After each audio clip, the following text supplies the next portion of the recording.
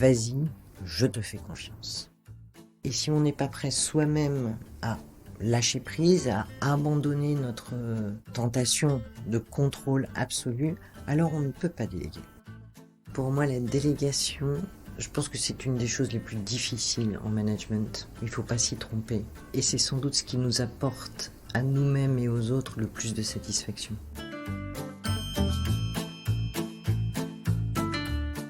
Salut les chefs, je m'appelle Sophie Plumer et je suis votre hôte. Parfois on devient chef par envie, par opportunité, par hasard ou même par obligation. Souvent on ne sait même pas trop ce que ça veut dire être chef. Ce qui est sûr, c'est que ce rôle s'appréhende, se travaille et se construit avec le temps. Mon invitée du jour s'appelle Claire Balland et j'exagère à peine en disant que c'est avec elle que j'ai tout appris en management.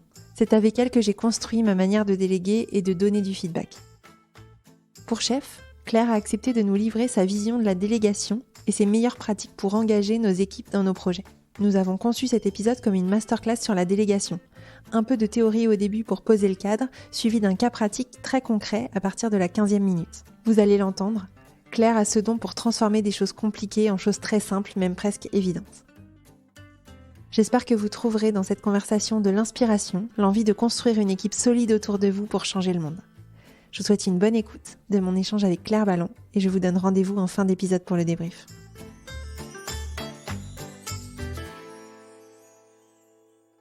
Bonjour Claire, bienvenue sur Chef.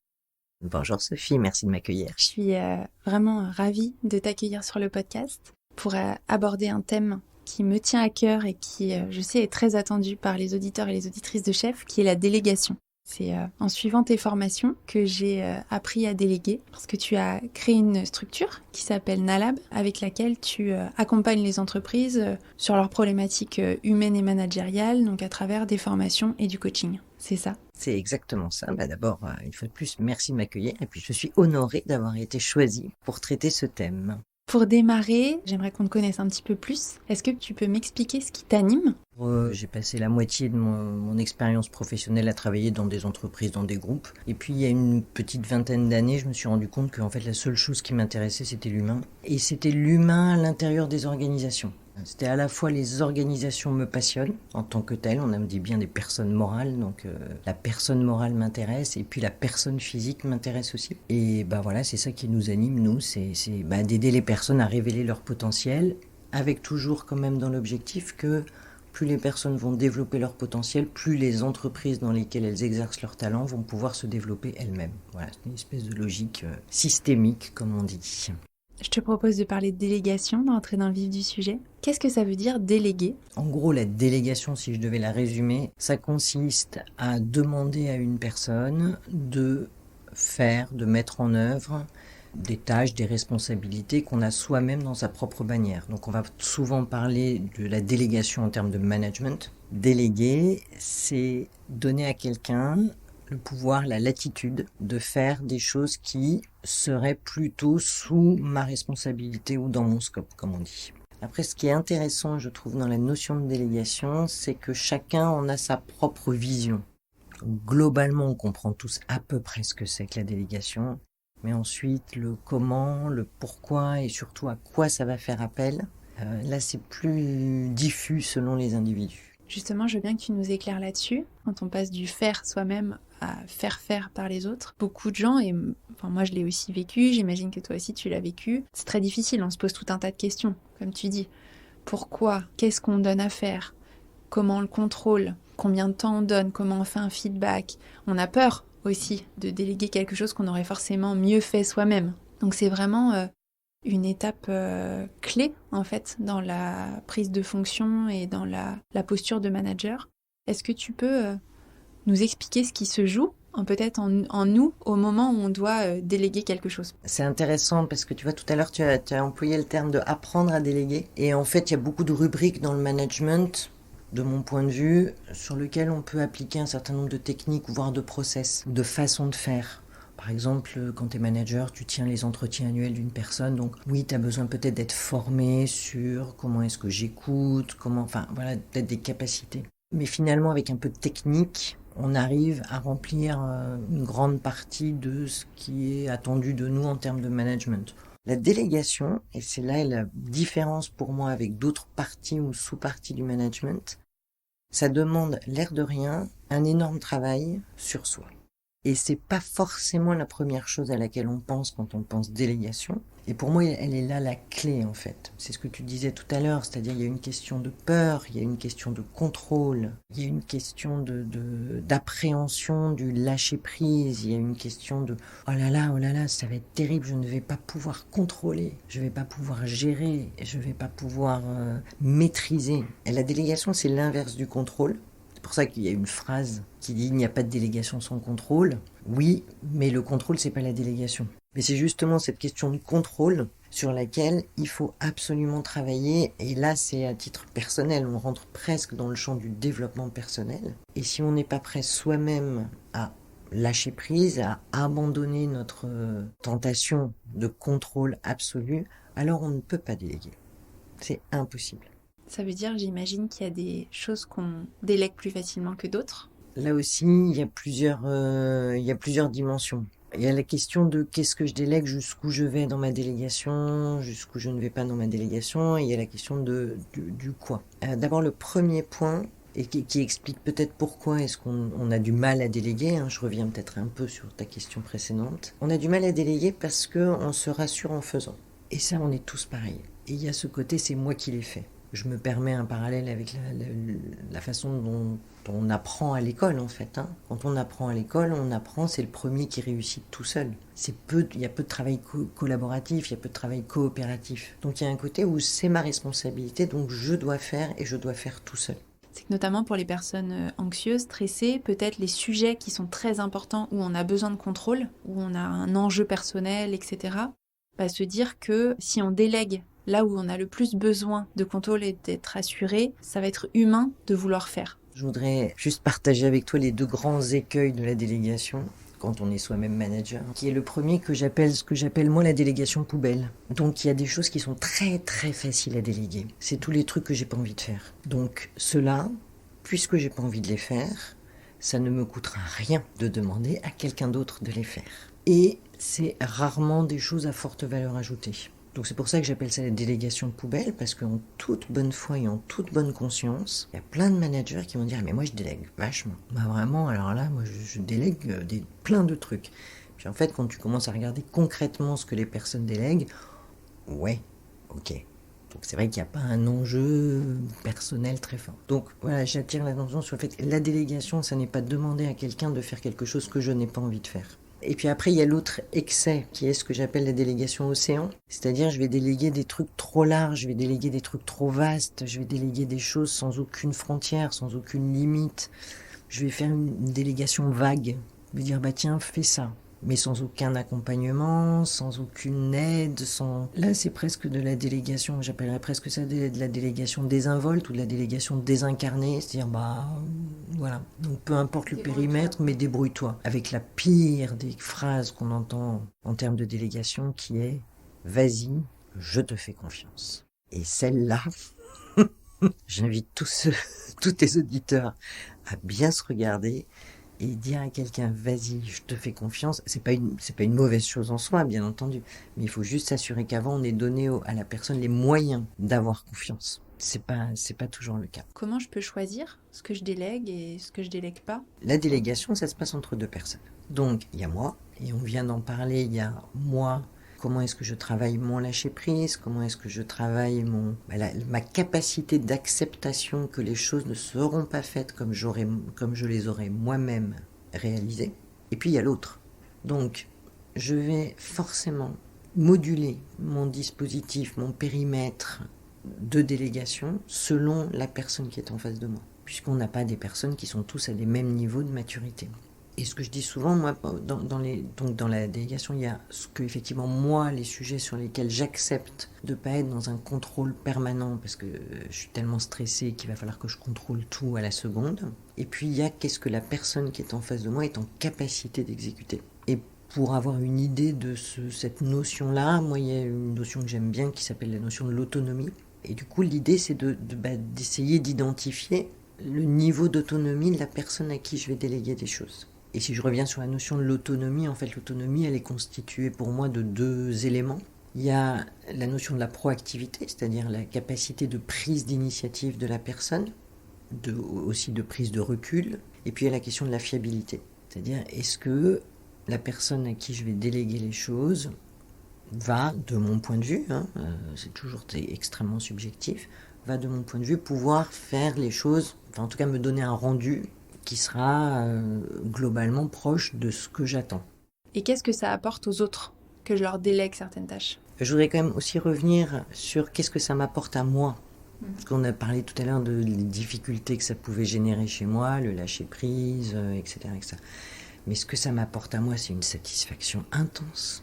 C'est pas juste de ne pas faire des choses qui seraient dans ma banette, c'est la possibilité de voir l'autre se développer. C'est toujours pareil, c'est parce que j'offre à l'autre un espace, entre guillemets, de liberté, et on va y venir après sur la méthode, enfin une méthode quoi. Mais c'est parce que j'offre à l'autre un espace de liberté que l'autre peut s'épanouir, peut prendre des initiatives, peut faire des choses. Et d'ailleurs, enfin tous les managers qui délèguent le savent, avec souvent des initiatives ou des façons de faire qui vont m'apprendre beaucoup moi en tant que manager. Parce que moi je l'aurais sans doute pas fait comme ça, mais finalement sa façon de faire elle est super pertinente, hyper intéressante. Et moi j'apprends des autres. Donc en fait je me dessaisis peut-être d'une forme de pouvoir, entre guillemets, ou ce qu'on peut imaginer être le pouvoir. Mais ça m'apprend tellement et ça m'apporte tellement de voir les autres se développer que c'est formidable. Donc ça, c'est ce que ça m'apporte à moi, manager. Et puis, ce que j'espère, c'est qu'effectivement, pour l'autre, ce que ça lui apporte, c'est de l'autonomie. Enfin, je veux dire, c'est des espaces de liberté. C'est faire les choses comme lui a vraiment envie de les faire, quoi. De sa façon à lui. Et c'est comme ça, à mon avis, que la richesse des entreprises se construit, en fait. Pas en faisant tous la même chose, de la même façon, avec le même process, quoi. Donc ouais, je crois que c'est ça que ça apporte aux autres et que ça m'apporte à moi, manager. Moi, dans la délégation, je vois, comme tu dis, une liberté, et tu viens de le redire, c'est je te délègue quelque chose et tu le fais à ta manière, donc ça mène quand même beaucoup d'épanouissement pour la personne, mais aussi une formidable manière de progresser et d'apprendre et de se développer et de faire plus, en fait, pour soi, pour l'entreprise, etc. Je veux bien ton regard aussi sur cet aspect-là de la délégation, ce que je trouve être un aspect difficile pour beaucoup de managers, parce que parfois, c'est difficile de savoir les bonnes tâches qui vont permettre de bien faire progresser l'autre. Alors ça m'amène à... Je ne sais pas si tu as déjà entendu parler de cette notion qui s'appelle le management par vide contrôlé. Et alors, je trouve que moi, je suis sociodynamicienne et donc c'est vraiment une notion qui est importante en sociodynamique. Et vraiment, le management par vide contrôlé, c'est ce qu'on décrit dans la délégation. Management par vide contrôlé, ça veut dire je te donne une direction et je te donne plus ou moins des barrières ou des frontières, mais il y a du vide. Et donc il y a une espèce de côté qui peut être à la fois assez excitant.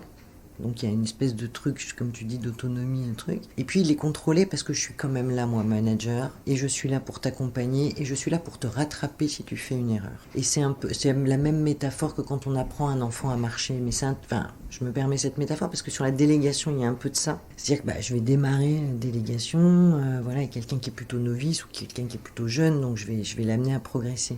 Et en fait, on dit souvent, il y a deux façons d'apprendre à un enfant à marcher. La première, c'est de se mettre au-dessus de l'enfant, on lui tient les mains, là, et puis on le voit, et donc il marche entre nos jambes. Puis la deuxième façon de faire, qui est quand même plus fréquente de nos jours, qui est de se mettre à 1 mètre ou à 1,20 m de l'enfant, de lui donner la direction, c'est-à-dire de lui tendre les bras pour que l'enfant sache où il va. Et puis l'enfant, il va faire un pas, 2 pas, puis il va peut-être tomber au bout du deuxième pas, mais on va le rattraper.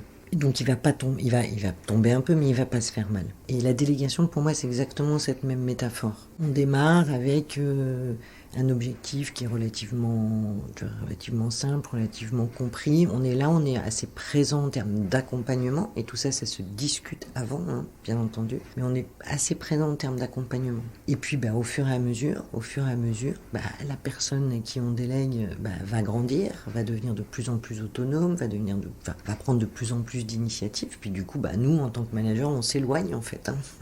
Il y a un côté, je m'éloigne. Et puis à un moment donné, la personne qui est en face de moi, elle va plus seulement marcher, elle va courir. Et puis elle peut aller jusqu'à me dépasser. Et c'est l'aboutissement parfait. Qui est que, avant même que je délègue, la personne a pris en charge des éléments. Et ça, on a tout gagné. Enfin, pour moi, en termes de management, c'est qu'on a tout gagné. C'est qu'on a vu cette progression, quoi. C'est vraiment ça, il y a un côté de développement de la personne, parce qu'une fois de plus, il y a cet espace, et cet espace, il est sécurisé. Moi, je dis souvent, en fait, quand on est dans un acte de délégation, il faut évidemment s'oublier soi-même, parce que soi-même, on n'est pas très intéressant dans l'histoire. En revanche, toute mon attitude, ma posture, c'est de me dire, comment est-ce que je fais pour toi te rendre confortable par rapport à l'objectif que je te fixe? De quoi tu as besoin? Comment tu veux que je t'accompagne? Et c'est magique, parce que d'abord, d'une personne à une autre, et c'est aussi le principe de la délégation, c'est qu'on ne va jamais avoir de délégation pareille. Le principe de la délégation, c'est effectivement, je vais m'adapter à ton besoin, à un instant T, sur un sujet, sur le sujet que je t'ai délégué. On s'est dit plein de choses là depuis le début. Je te propose peut-être de prendre un cas concret et peut-être un process, que tu nous expliques pour mettre un peu d'ordre dans tout ce qu'on s'est dit. Je suis jeune manager, j'ai un jeune collaborateur ou une jeune collaboratrice en face de moi. J'ai un projet à mener où moi-même je sais pas exactement peut-être par quel bout prendre le truc, mais en tout cas on est deux et j'ai de l'aide et je sais qu'il y a des choses que je vais pouvoir déléguer. Comment je fais, par quoi je commence, à quoi je dois faire attention pour que cette délégation elle se passe le mieux possible. C'est un jeune manager dans un service de communication interne et qui a en charge de créer un podcast interne pour son entreprise. Il en a déjà fait lui. Il sait comment ça fonctionne, il sait ce qui est pas simple, ce à quoi il faut faire attention, là où il est bon, là où il est moins bon. Il doit délivrer ce podcast dans un temps peut-être assez court et puis à un niveau un peu plus gros que ce qu'il a l'habitude de faire. C'est la raison pour laquelle on lui a mis une ressource supplémentaire. Très bien, on va aller encore plus dans le concret. Imaginons que c'est du coup que cette personne a recruté un alternant ou une alternante. Ouais. Très intéressant la formation et la montée en compétences des alternants ou des alternantes. Je me permets parce que justement eux ils viennent pour apprendre. Ils ont vraiment et comme on l'a dit tout à l'heure, on n'apprend jamais mieux qu'en faisant. Donc c'est absolument parfait. Si ça te va, donc on va dire que c'est Charles et Cécile, comme ça on les imagine, on les voit, on les visualise. Charles c'est le chef de projet et Cécile c'est l'alternante, pleine d'enthousiasme, pleine de vivacité. Et donc, moi, je suggérerais à Charles de faire une première réunion en briefant l'alternante sur ce qu'est un podcast et surtout en lui demandant à elle d'exprimer ce qu'est pour elle un podcast. Et puis ensuite, ensemble, identifier c'est quoi les grandes phases du projet. Charles, il n'est pas là pour donner toute la matière. Il est là pour permettre à la personne de réfléchir par elle-même à tiens, pour monter un podcast, alors moi j'y connais pas grand-chose, mais pour monter un podcast, il faut trouver un sujet. Ok. Il faut trouver des intervenants. Ok. Il faut ensuite, il y a une partie d'organisation. Enfin, j'imagine, moi en tout cas, c'est comme ça que je ferai le truc. Et donc, on va découper ce gros projet podcast qui, comme ça, de l'extérieur, on se dit, oh là là, par contre, on le prend. On peut le découper en, je vais dire, peut-être 4-5 lots, si je peux me permettre. 4-5 lots. Et une fois qu'on a trouvé ces 4-5 lots, Charles discute avec Cécile en disant sur ces 4-5 lots, desquels tu te vois prendre la responsabilité. Et sur chacun de ces deux sujets, donc par exemple, je prends trouver le thème. Là, ce que je vais suggérer à Charles, c'est ok, on s'est bien mis d'accord, on s'est aligné sur l'objectif. Et maintenant, la question magique en délégation, c'est Charles va demander à Cécile comment tu vois les choses ou comment tu comptes t'y prendre. C'est le nœud de la délégation, il est souvent là. C'est-à-dire qu'on confond la transmission de l'objectif avec la transmission des moyens d'atteindre l'objectif.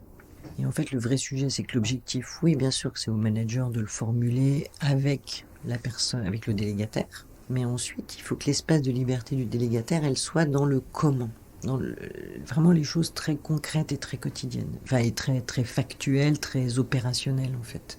Et plus ça va être évidemment Cécile qui va dire, voilà, moi je vois comme ci, comme ça, etc., etc. Alors on est là pour discuter, on est là pour échanger, pour discuter. Moi, Charles va donner son éclairage en disant, attention, il y a peut-être un obstacle ici. Mais tout ça en faisant réfléchir en fait le délégataire sur la façon de s'y prendre. Et puis une fois qu'on s'est mis d'accord et qu'il y a une espèce de plan d'action mais toujours pareil, qui a été initié par Cécile, qui a été décidé par Cécile, Eh ben ma foi, on y va. Et puis ensuite, ce qu'on va faire surtout, et ça va être le vrai boulot du management, ça va être de suivre l'évolution du projet dont Cécile a la responsabilité. De la même façon, délégation, ça se fait pas une fois, je te fais un entretien de délégation et puis on se revoit 2 mois après et puis en règle générale je vais te taper sur les doigts en disant mais c'est n'importe quoi, c'était pas du tout ça. Donc il y a vraiment une logique de suivi de la personne qui est en délégation, et quand je dis suivi, c'est pareil, on n'est pas dans le contrôle, on est dans l'accompagnement. C'est pas la même chose, c'est pas la même posture. Je suis là pour t'accompagner, voir où on en est, c'est quoi tes difficultés, comment je peux t'aider, etc., etc., etc. Et puis, au bout d'un moment, on arrive au résultat final. Donc la délégation, c'est pareil, ça a besoin de jalons. C'est un processus qui est long. Hein.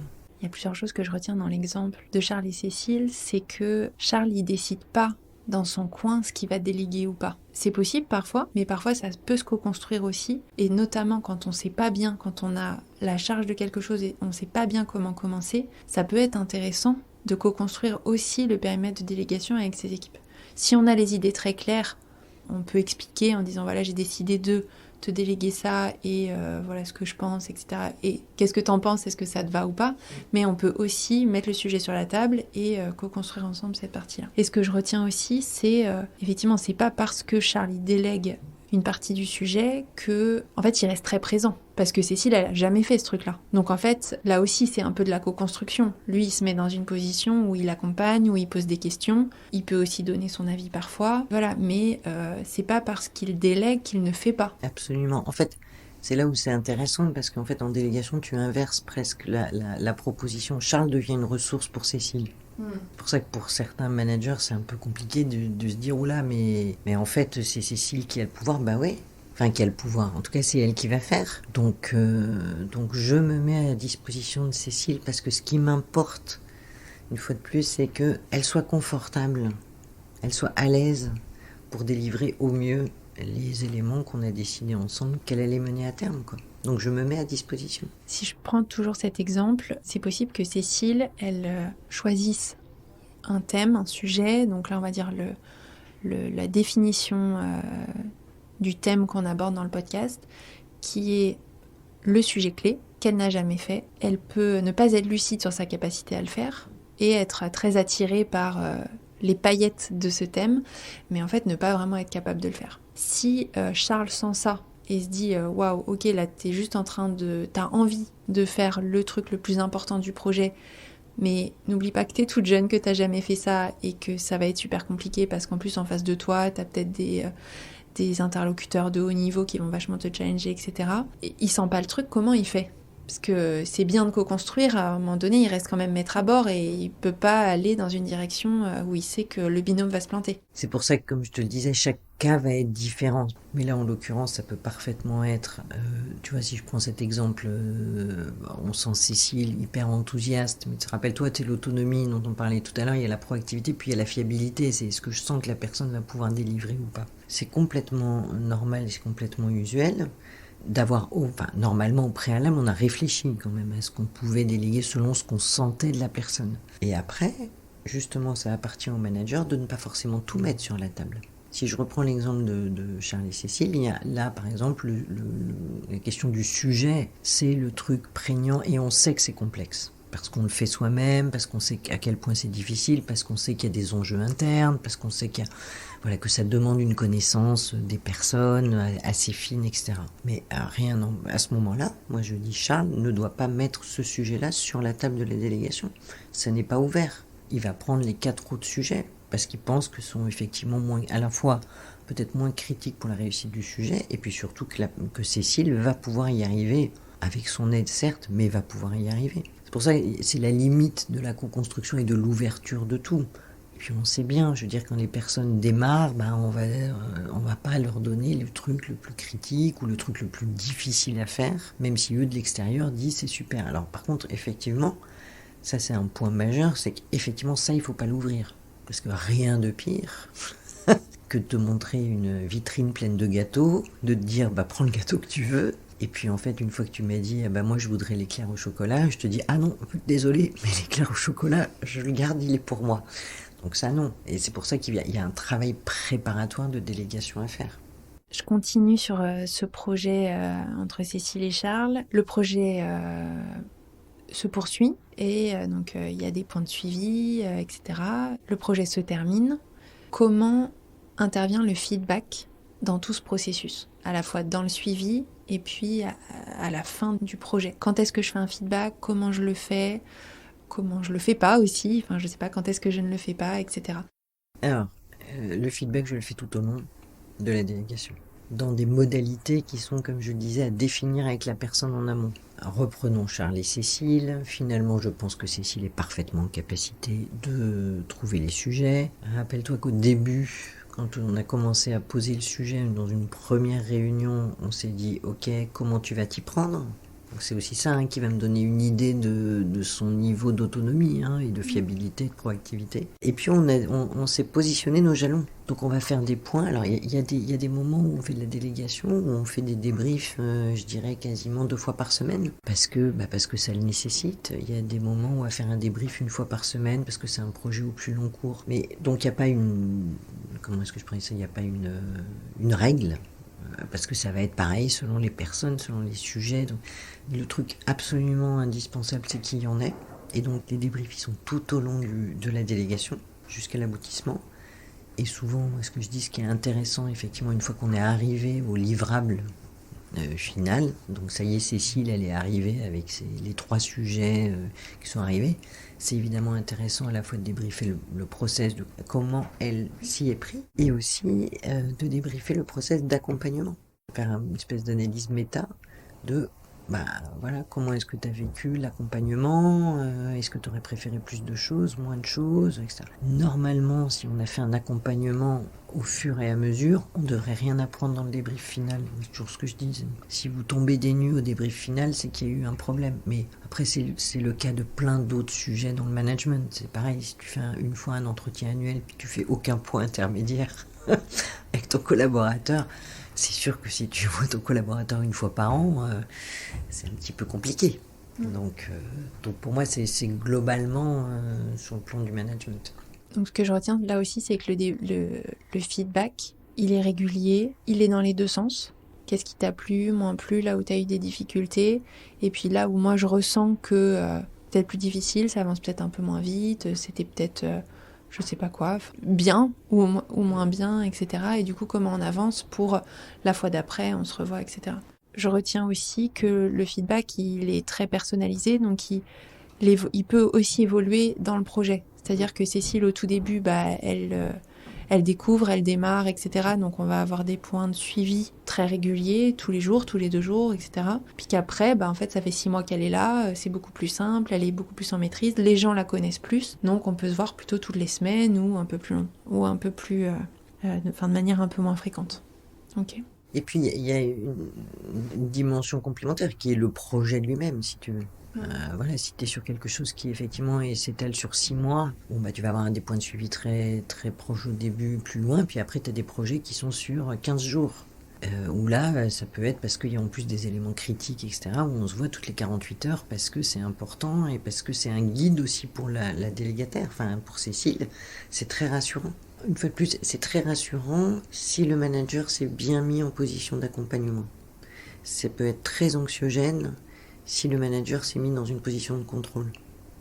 Donc c'est là où il faut être vigilant sur la posture qu'on prend, parce que si tous les 2 jours je te dis bon alors t'en es où, t'as fait quoi, comment tu t'y es pris,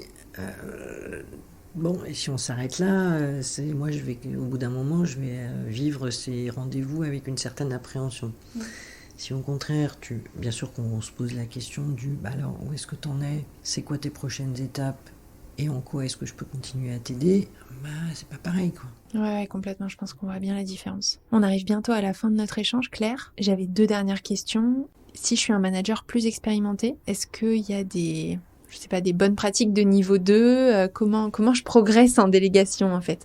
C'est quoi, ou est-ce que l'exemple de Charles, en fait, c'est un exemple qui vaut pour tout niveau de manager, tout niveau d'expérience? Je crois pas qu'il y ait de niveau 2, en réalité. Enfin, en tout cas, je pense pas que les marches, elles soient aussi nettes. Moi, je crois que la délégation, D'abord, on y travaille toute sa vie. Moi, ça fait, si je peux prendre mon exemple personnel, ça fait une bonne dizaine d'années que je délègue. Je passe mon temps à déléguer. Et je me surprends encore à être par moments dans du contrôle, à être par moments dans du c'est pas tout à fait comme ça que je l'aurais fait. Parce que voilà, on a, comme on le disait au départ, cette espèce de frein naturel qui est moi j'ai ma façon de faire, j'ai envie que ce soit fait comme moi j'ai envie de le faire. Donc je dirais que cet aspect-là, on y travaille sa vie entière. Donc je crois que c'est de plus en plus facile de déléguer parce qu'on en a la satisfaction. Et la satisfaction dont je te parlais, c'est-à-dire que plus on va avoir une équipe élargie et plus on va être aussi par la force des choses aussi être amené à déléguer. On n'a pas le choix à un moment donné. On peut pas tout faire et tout bien faire surtout. Et c'est cette espèce de joie dont je te parlais tout à l'heure, de satisfaction de voir que les autres grandissent. Et en fait, la satisfaction que j'avais avant en faisant les choses, je vais la retrouver en faisant faire aux autres. Et donc en voyant les autres grandir. Et donc forcément, là, du coup, j'en ai une récompense, moi, en tant que manager. Et voilà. Et puis maintenant, une fois que j'ai goûté à cette récompense-là, j'ai pas du tout envie de revenir en arrière. J'ai pas dû, parce que j'ai tellement aussi compris les bienfaits du lâcher prise, de laisser les autres dans l'autre, d'autonomiser les personnes, etc., de pas les brider. C'est tellement jubilatoire. Voilà, je veux dire, c'est jubilatoire. C'est tellement jubilatoire que j'ai qu'une envie, c'est que ça continue. Donc je vais continuer, voilà. Mais je crois pas qu'il y ait de step 2. Ma dernière question, elle est très simple. C'est est-ce que tu as un dernier message à faire passer à nos auditeurs et nos auditrices sur le sujet de la délégation ou sur un autre sujet ? Ouais, je voudrais conclure. Je vais rester sur notre sujet. Et peut-être que pour moi, la délégation, je pense que c'est une des choses les plus difficiles en management. Il ne faut pas s'y tromper. Et c'est sans doute ce qui nous apporte à nous-mêmes et aux autres le plus de satisfaction. Parce que ça nous permet de travailler sur nous, ça permet aux autres de progresser, et c'est l'essence même du management pour moi. C'est une belle conclusion. Si on a envie de suivre tes aventures, suivre tes formations, se faire accompagner par toi ou quelqu'un de Nalab, tu nous rediriges vers où ? Je vous redirige vers mon site, c'est ce qu'il y a de plus simple, donc nalab.fr. Je le mettrai en commentaire. Merci beaucoup, Sophie. Merci Claire. Merci à toi. Alors racontez-moi vos apprentissages suite à l'écoute de ma conversation avec Claire.